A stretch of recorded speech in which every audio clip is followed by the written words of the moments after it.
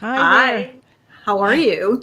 I'm okay. Am I on the wrong side? Yeah, I think this is weird. Yeah, there we There we are. go. That's I don't know. better. Yeah, I just get used to being like in the right, we're on the right seat on the couch. Totally.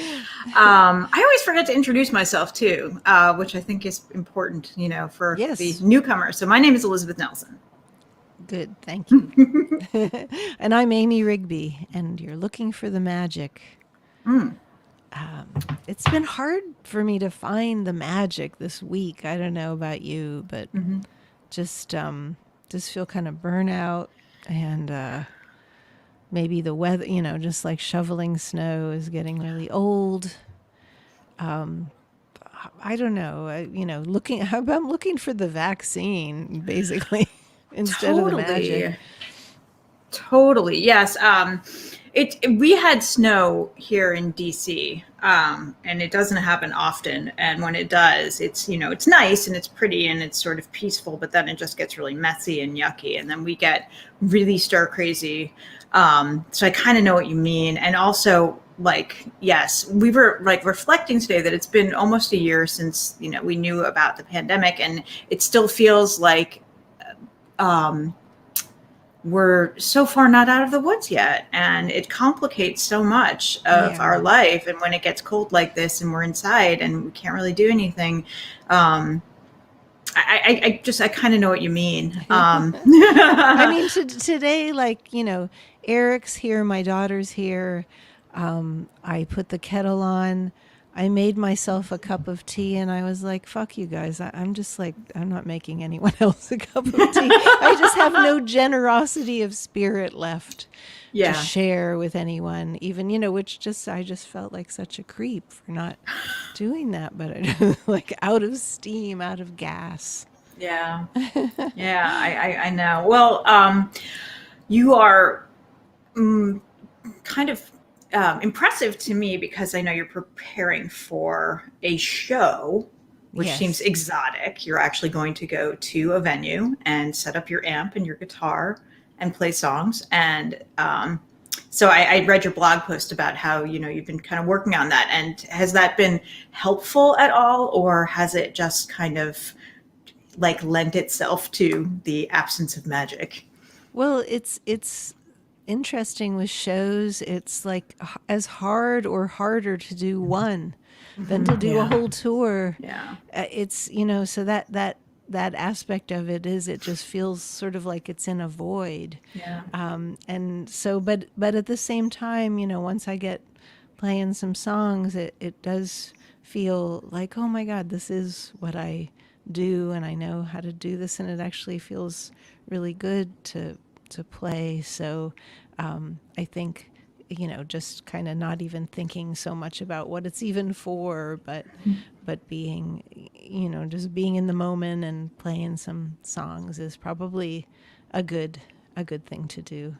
And so even really harder than rehearsing is the whole self promotion aspect, which you kind of lose practice doing that. I mean, there's always projects and things that you want to tell people about, but the whole pressure of letting people know about an event and it's happening, and like and trying to sell tickets and all that is just kind of like that's like one thing about the pandemic and being not on tour and being home. I definitely, and I'm sure any other musicians or performers are probably also breathing one sigh of relief anyway, to just like not have to constantly be pushing.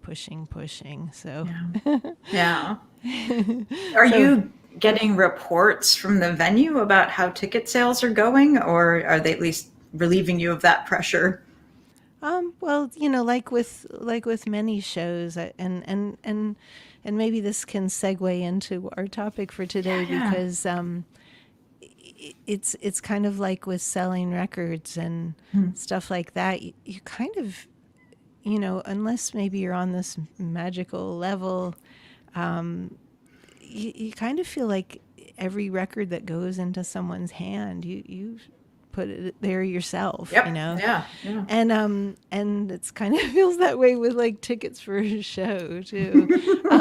You know, so that's I think we had asked for listener recommendations for like a topic for the show, Yeah. and we had a suggestion from Michael White to talk about assumptions, and that was seemed like a really kind of an interesting and you know, a little heady maybe, Yes. but you know, kind of makes you think.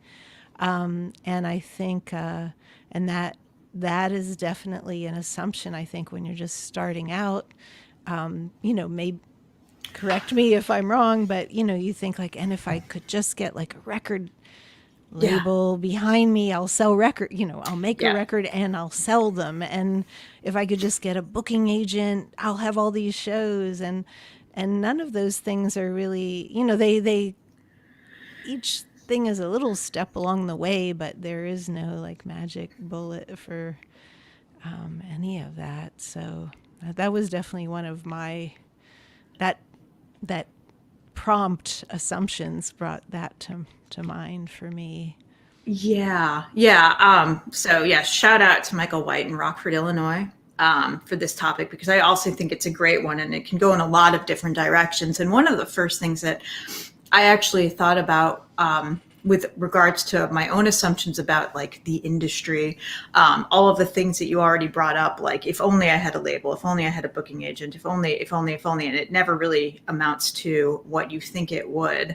But something else that I thought about, like when I was just a music fan, like when I was in high school or college or whatever, I had assumed that if you had a CD, just physically like a CD with, like even a nice piece of cover art on it, then you must have just been living the dream, guitar shaped swimming pool, all of the wealth and riches of whatever, like bizarre rock star lifestyle Elvis, allegedly had at Graceland or whatever. And it could not be further from the truth. I was very shocked to learn, that the front person of a band that I really liked in high school also like drove a school bus Wow. because, he had to pay the bills. And it was just like shocking when those particular scales fell from my eyes. And I learned that in fact, like just because you have a record on even a label,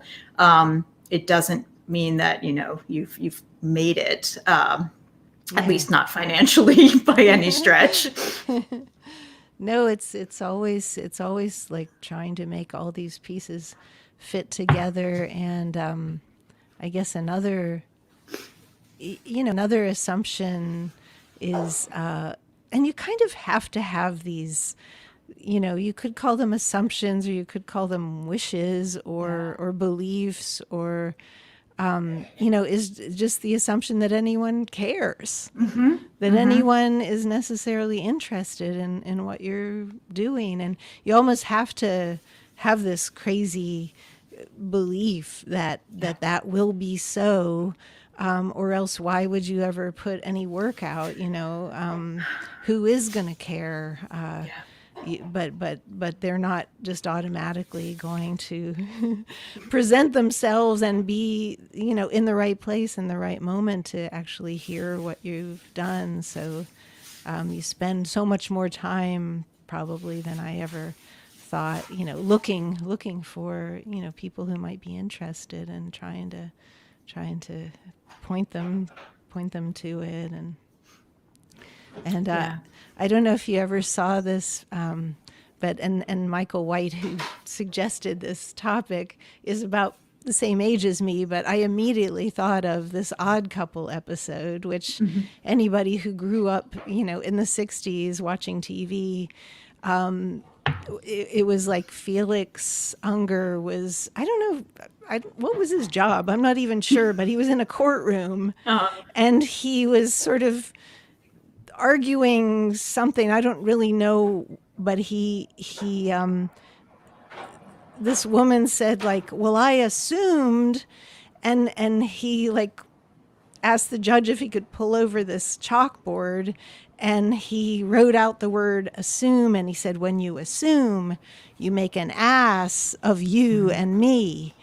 And this was like so, it was so shocking and, bracing that someone actually said the word ass on TV. In that era, it was like, it's just like something like, it just like, just laser into your brain. You never forget. Never forgot that phrase. I don't know if if the writers of the show made that up, but that was just so, it's always there, that ass of you and me. So, anyway, you're, what's Michael White saying? Felix was a photographer. Okay, right. Okay. I couldn't remember what, and I don't know what the whole courtroom thing was about, but that was a very formative TV show and formative episode for all of us of that era. So that was, so that assumption, yeah, that anyone's going to care, that just like putting work out there is going to amount to like success. All of these things are constantly being challenged. Well, and I mean, it's an interesting sort of tension that exists, I think, when, you are like at probably any stage of the game, when you're putting art out into the world, to not feel super insecure about it, or to not like second guess yourself. Constantly.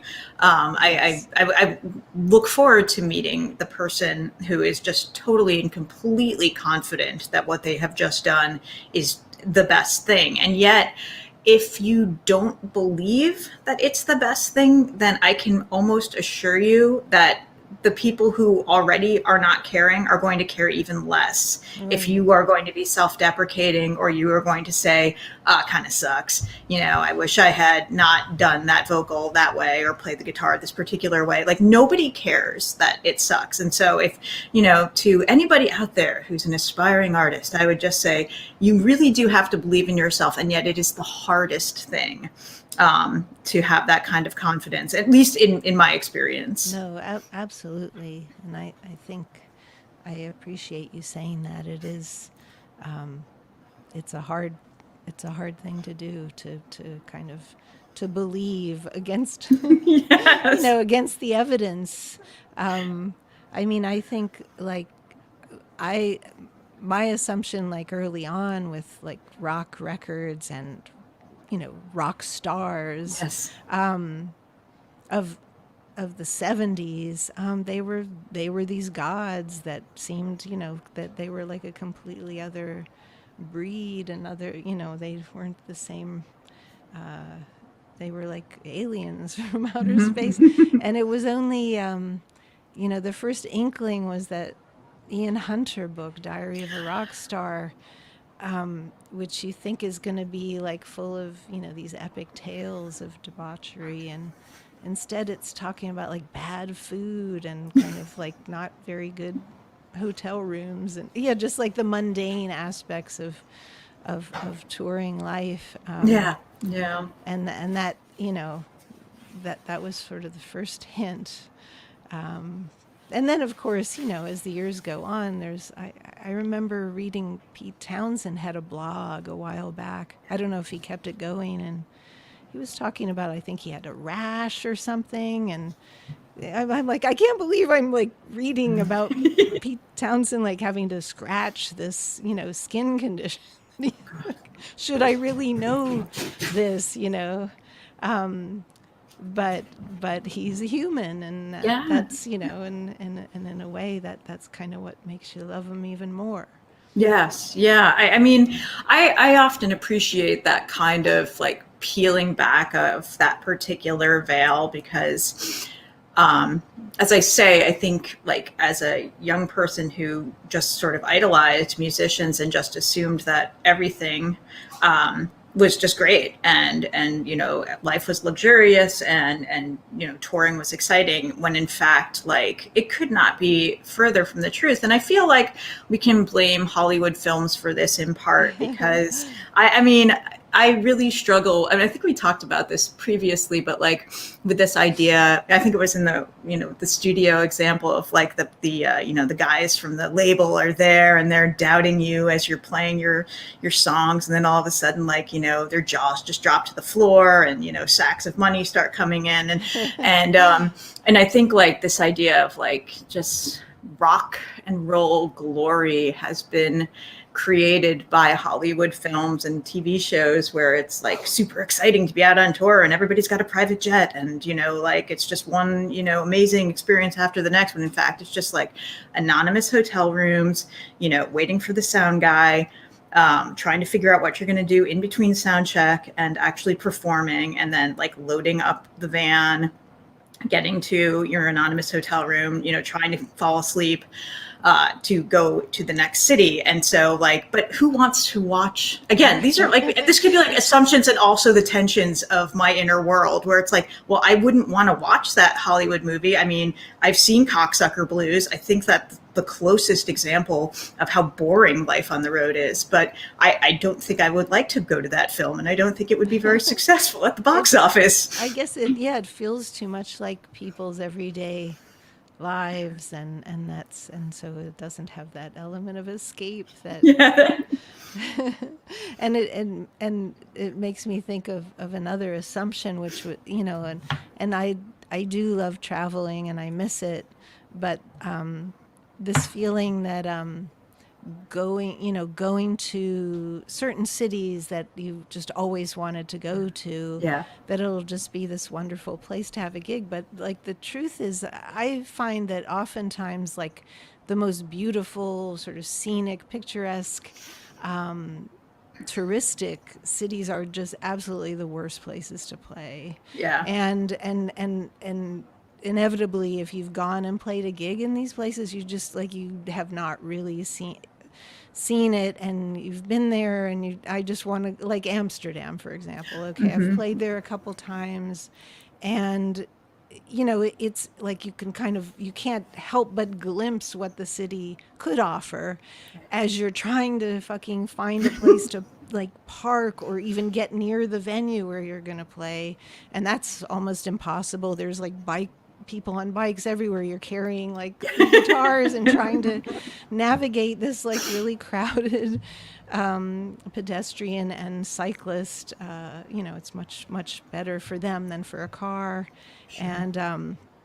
And just like the one time Eric and I played there, it felt like you couldn't even trust the people who were working for the venue. They hustled us out after our set and told us to put our gear in our van, and lock it up, that we couldn't like even leave it in the venue. And then it almost seemed like they had this arrangement with some thief who then came and broke into the van. No. And robbed us. I mean, luckily no. Eric had constructed this box in the back of the van that you could not break into. Like, so they got into the body of the van, stole our coats and just kind of like some, random stuff that was in there, but they couldn't get to any of the equipment. And so they were foiled in that way. Mm-hmm. But so it was just like a very like, let's get the hell out of here. I never want to see this place again, except, I feel like I haven't really seen Amsterdam and I would like to see it. And that's so it's kind of that way with places like New Orleans is yes. murder to play, Yeah. You can't compete. Have you played down there? I wouldn't. I don't think it makes any sense. I mean, we're not popular, and there's so much great music happening just on the regular. It's just why bother competing? I mean, I don't know what it was like in your experience, but I've just heard nothing but pretty much horror stories about playing to empty rooms, and really, I mean, I guess it would be a good way to, if you had some sort of impulse to try something new out, like while you're out on the road, like, playing on acid or whatever, that would be a good, way to try it out and see if it, sinks or swims. That's good. I haven't thought of that approach. I'm liking that idea. I will say, like, New Orleans is the one place where I was billed as Kathy Rigby. Kathy Rigby. Remember the gymnast who also Oh like God. started? I don't know if they did that on purpose, thinking, well, maybe someone will come, if they see that it's Kathy Rigby. But but just always always a difficult one. Yeah. Um, but you still yeah, it's oftentimes like the places that you have no expectations, Hmm. no hopes for, no, you don't even never even heard of it before. I Hmm. remember last roundup playing in a place called Ruston, Louisiana, Oh yeah. and just and it was just like one of the funnest, like greatest gigs ever, to in my memory, and just like felt like we were practically like carried out of the venue on the shoulders of all the townspeople, and it just was magic. So, but yeah, and that's like miles from New Orleans, like, so yeah, a lot of times the people in the little towns are they're starved for entertainment, they're starved Yeah. for culture, and they're so happy and pleased to have somebody come that they'll just be like your best audience. That is my assumption of what it would be like to do a string of dates, and you can confirm or deny this. Like playing in like smaller towns in the UK, where it feels like like villages would come out and just see people come to play because like that was just a thing to do. What is your experience playing like have you done like the kind of like more kind of off the beaten path UK tour, or have you only played like major cities? I've done a kind of a mix, Hmm. um, and I think yeah, I mean most of the gigs have been more in small cities, large and Hmm. small. Um, can't think of many in sort of like villages or things. I Hmm. did play a little village in Ireland Uh-huh.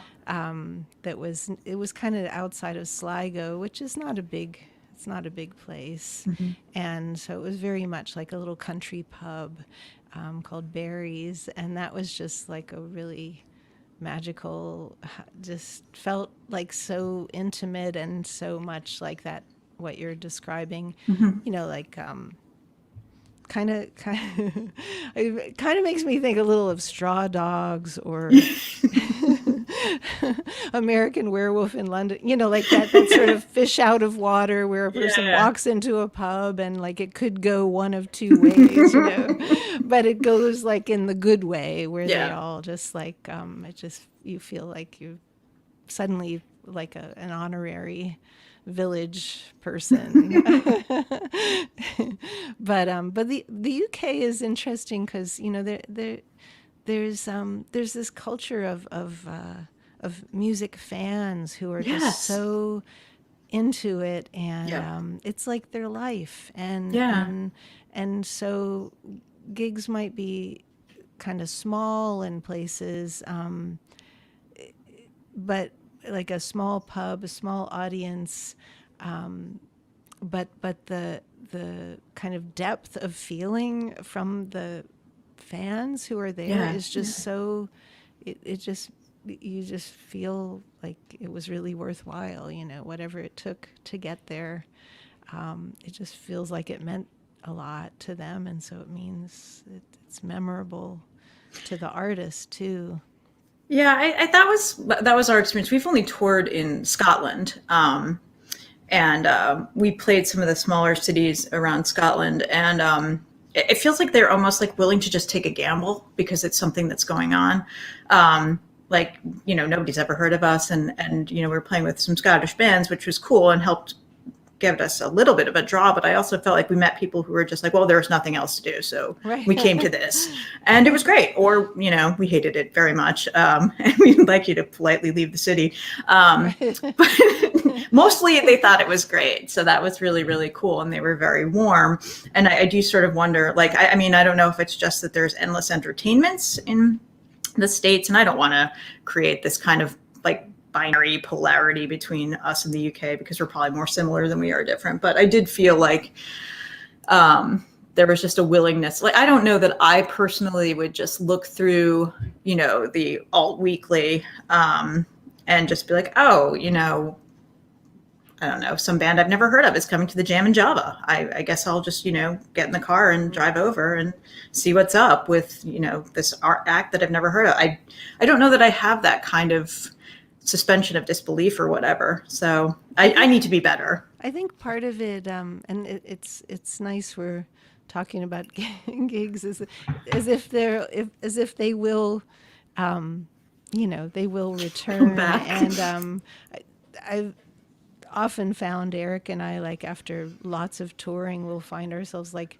sitting at home watching. Well, Norma Coates, who's one of our listeners, knows, the that we'll end up watching this movie Still Crazy, which is I don't know if you've ever seen it, but it's a UK, a British film, and it's an older rock band gets back together. They put the band back together. Oh, cool. And it's a great music movie with Bill Nye and Oh, wow. Stephen Rea, and anyway, it's there's. I'm trying to think who else is in it. It's got an amazing cast, but anyway, they're just on this horrible tour in Europe, and like things are really awful. And anyway, but we like we willingly just put ourselves back out on tour by watching them on tour, because it's hard to get off the road. Yeah. And so it just feels like it's been such a long time. So just kind of talking about it almost makes it feel like the same as being out there in a way, just reliving. Oh, for sure. Yeah. I mean, it's nice to think that we haven't gotten so cynical that we're now just like, it'll never come back. And, you'll have to And just figure out ways to recalibrate. But I did want to ask you a question before I forget. You mentioned Ian Hunter, who I believe you had the privilege of opening for or sharing a bill with. And I was curious if you had assumptions before you got to play with him, and if they were met or if they were not in positive or negative ways. that's a good question. And yeah, I've gotten to play a bunch of shows with him, and I think it's funny because my assumptions about him were that he's got to be like the coolest guy Yeah. ever, and I think in a way I still feel that way, even, which is, like I'm so warmed by him, and he's just like a lovely person, and he's just, so fun and down to earth and just like a guy. But at the same, I don't think I'll ever hear that voice and see him, like, and just not be completely awestruck. I feel that way about my about my own husband sometimes. Yeah, It's sure. crazy. It is crazy, but there's something in a and maybe it's a certain, like a British kind of an attitude that we grew up kind of just, they sort of invented this irreverence, and and then something about their voices.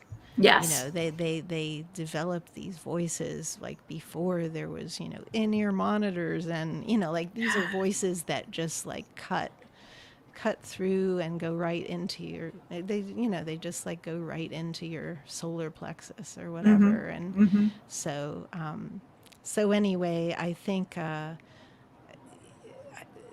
in answer to your question, like, I think my assumptions were absolutely true, but I had read Diary of a Rock Star at a Right. formative age, and so knew that there, alongside this swagger, this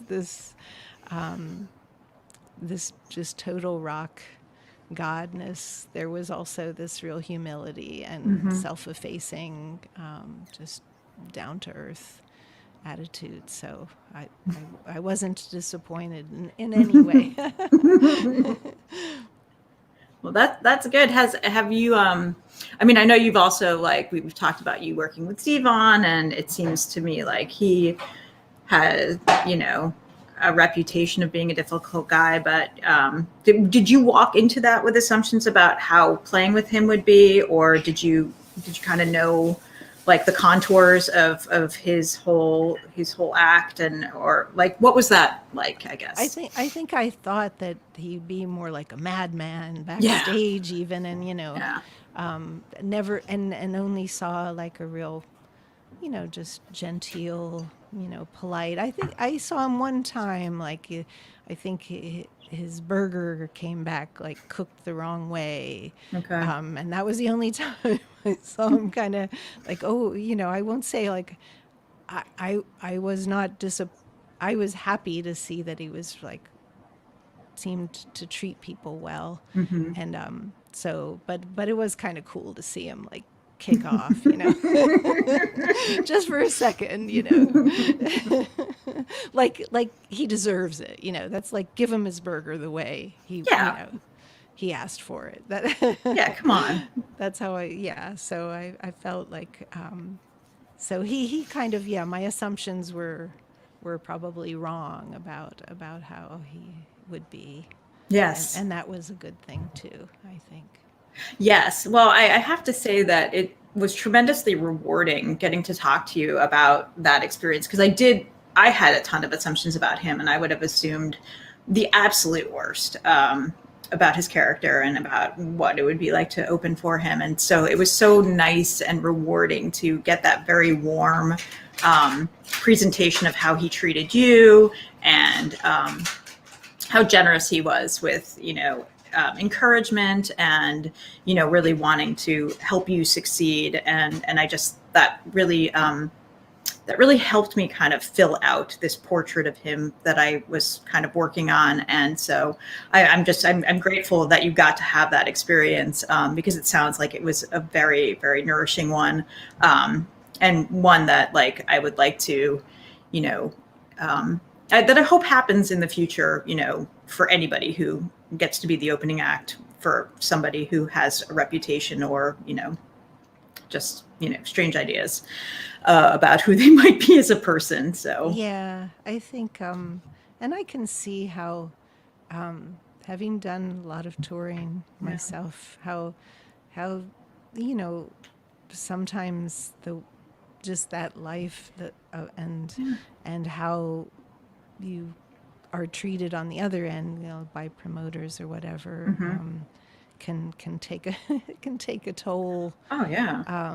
and so people just I can't remember who it was who said they would put something in their rider that didn't even exist, Uh huh. but they, you know, put it in there just so that the promoter would at some point say, "Look, we know you're asking for this type of microphone or something, but we just can't find it. Would this do?" And offer some alternative. And I guess that was probably what was behind the whole M&M's thing. Right, right. Just to kind of like see, like, does anyone care enough to read, Mm-hmm. what our demands are, which for some people are very much like very humble, like, 2 bottles of water and a banana, something pretty basic, but just, yeah, just that kind of care. But when we were talking about the UK thing, I was thinking part of it, and I think now with people doing more house concerts in America, part of that culture of these little gigs that are so well intentioned or something, Yeah. is I think they're shows run by people who are fans, not doing it for Mm-hmm.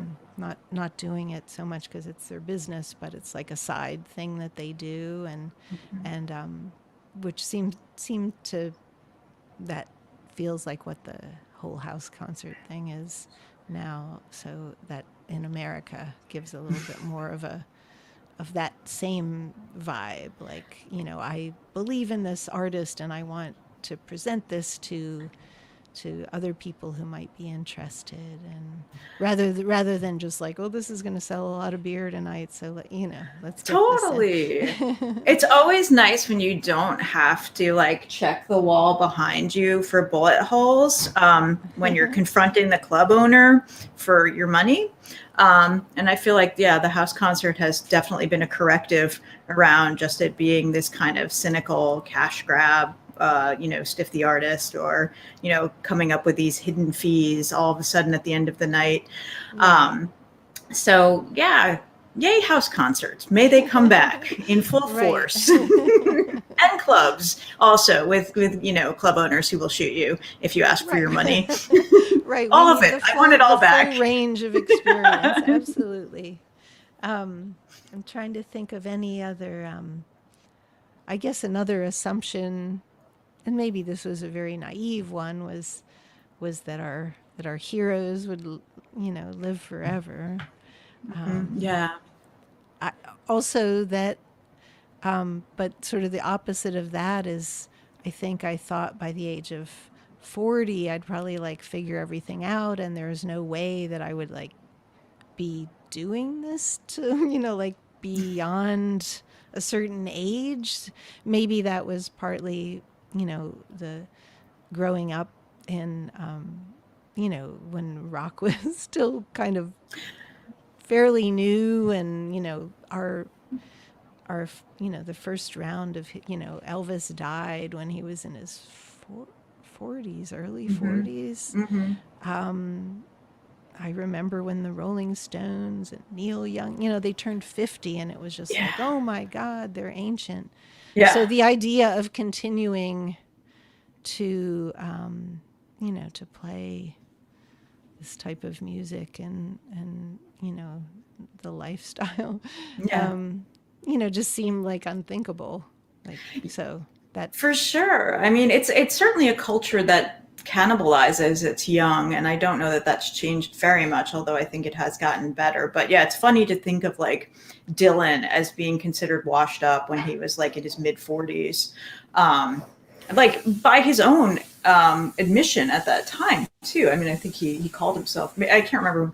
Somebody called him the world's oldest living dinosaur, and I think he agreed. and how, But then and what age was he? I think he was like 44.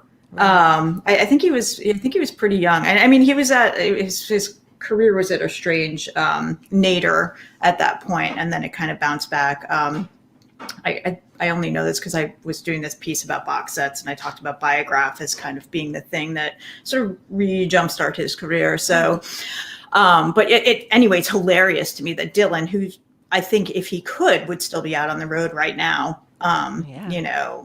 and like and entertaining, and so like that we've kind of revised our thinking around like, oh, I'll definitely go see a gentleman in his late 70s, and it's going to be amazing, and it's going to,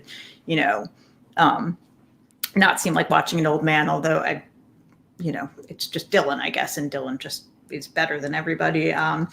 But I do think it's funny. I forget who made the observation that like, I mean, when I was, in my 20s, somebody who was 50 seemed like just ancient. And now it's like you meet somebody who is 50 and they look just like a cool dude in a band. Like even just guys that like work in tech or something, they all look like they should just be in an indie rock band. And so I don't know what that says about the longevity of our enterprise or whatever, but I'm glad for it, especially that like women seem to be able to have careers, beyond age, 18. No, absolutely. I mean, part of the thing that's great and that you never really think about, when you're in your 20s or 30s, is that like, even, I thought like, oh, when you have a kid, then, oh, Yeah. how is this going to work? It's going to be really hard to keep going, but it definitely inspired me at the same time. But then the thing is, like, your kids grow up and they Yeah. leave home, and then you're more free than you were even when you're, in your 20s and 30s, free to go out or to, pursue what interests you. And some people even get to retire, and some people like just travel around, when there's traveling, when there's shows, traveling around, like seeing bands that they like, see artists that they like, and just, so all those things, like, who could have predicted that any of that would have been how people would live out their golden years, back, Yeah, yeah. comparing it to people of our parents' generation or something. They didn't go to rock shows to begin with, so they weren't going to, like, go into retirement, like pursuing that. So Right. yeah, those are things, yeah, I guess, those assumptions, I guess you just have to ride them out. Yep. Yeah. Things can turn around. Absolutely. I guess So we have a few listeners. Do we have any questions from anybody, or um, any comments? Thanks for joining us tonight.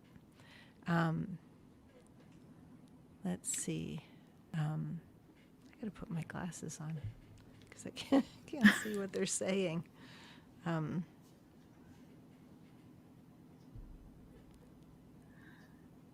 I'm not sure.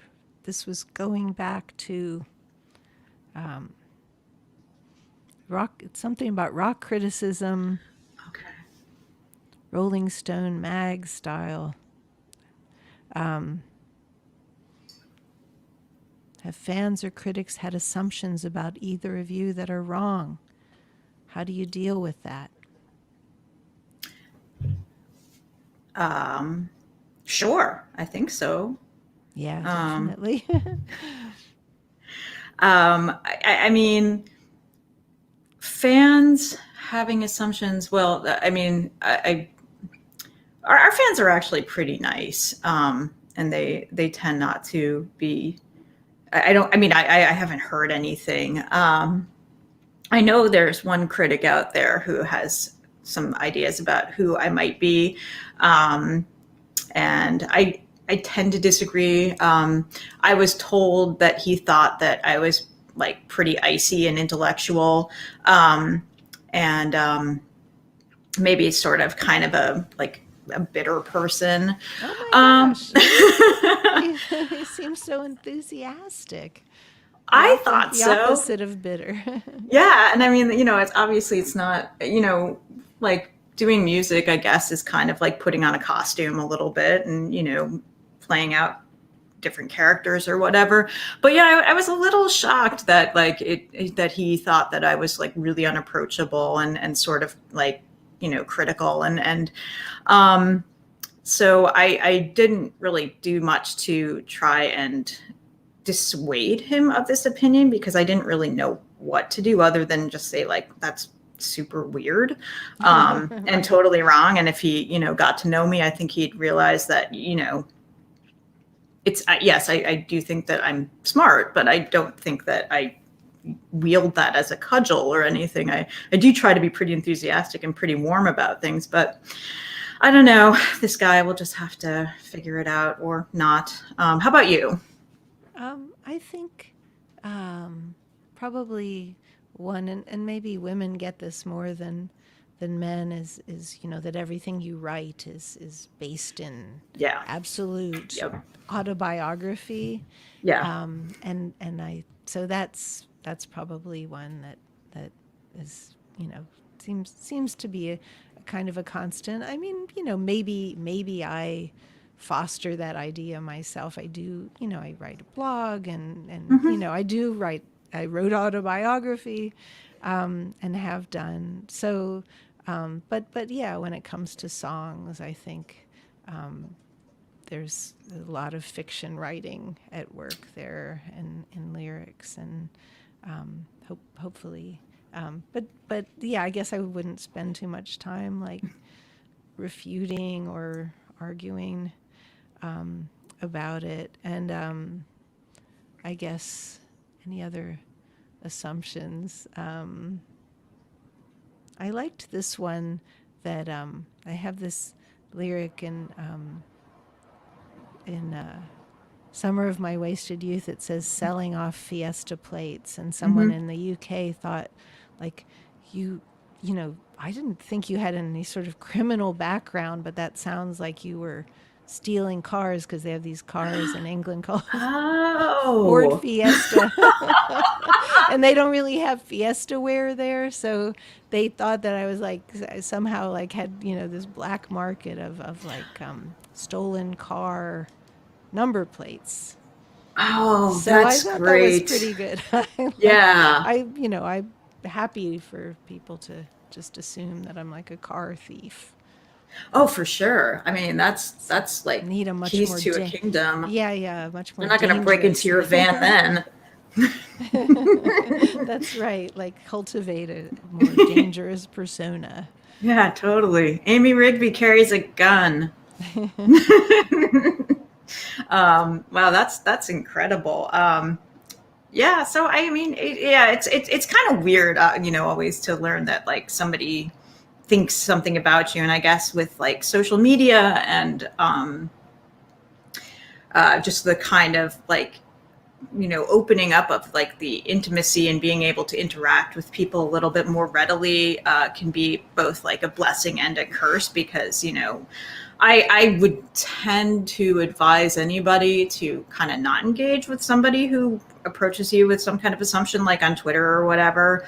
But it's difficult to resist trying to refute somebody's like claim that Sure. they hold as an incontrovertible truth or whatever. I try to resist that. Not that it happens to me a lot, but I would think that like it would be really hard for anybody to have somebody come at you and say like, oh, I heard your song and I know everything about you now. And here's what I think. And it's a litany of criticisms. I would know how not to respond, but I also think that that's just therein lies madness. Yes. But I think you'd be more than capable of taking them down. Well, I'm so mean and I'm so bitter. So So bitter. So, well, I think we were talking about taking a little break with looking for the magic, just like taking a couple weeks in February to just get our act together a little mhm, bit more. mhm. One I think, like I said early on, an assumption that anyone cares. Yes. I think part of the thing of doing a show, a podcast, anything is spreading the word about it, and it's Mhm. almost like it's a job in itself. Yeah. And so I think we need to like work on our on our I mean it's so fun to do this and I really look forward to talking to you every week, but we're going Mhm. to just so our listeners know, we're going to just take a little break and just come back Mhm. stronger. And don't assume that we're dead because we will be back. Yeah, we will. Yeah, no, don't. So don't assume. You know what Tony Randall says. When you assume. Exactly. Well, thanks everybody for listening, and Yeah. we'll see you again soon. Stronger than ever. Yes, looking for the magic.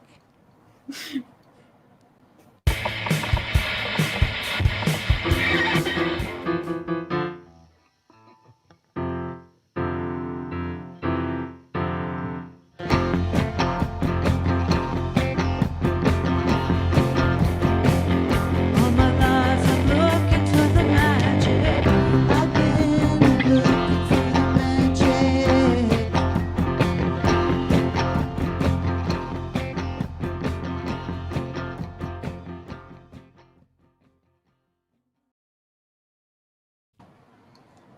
Okay. Nice one. That was good. That was fun. I Yeah. enjoyed It was it. good. Good. Maybe one of these Wednesdays we could just like do a little chat between us, Yeah. like almost like a meeting or something. I think that would be really useful. And I appreciated the email you sent today because it articulated some things that I was thinking I could be better at. And the promotion stuff is really hard. And then I don't really know what happens to the audio Oh, once it gets. someone said our stream is still up. Oh, Are you hearing us talking all about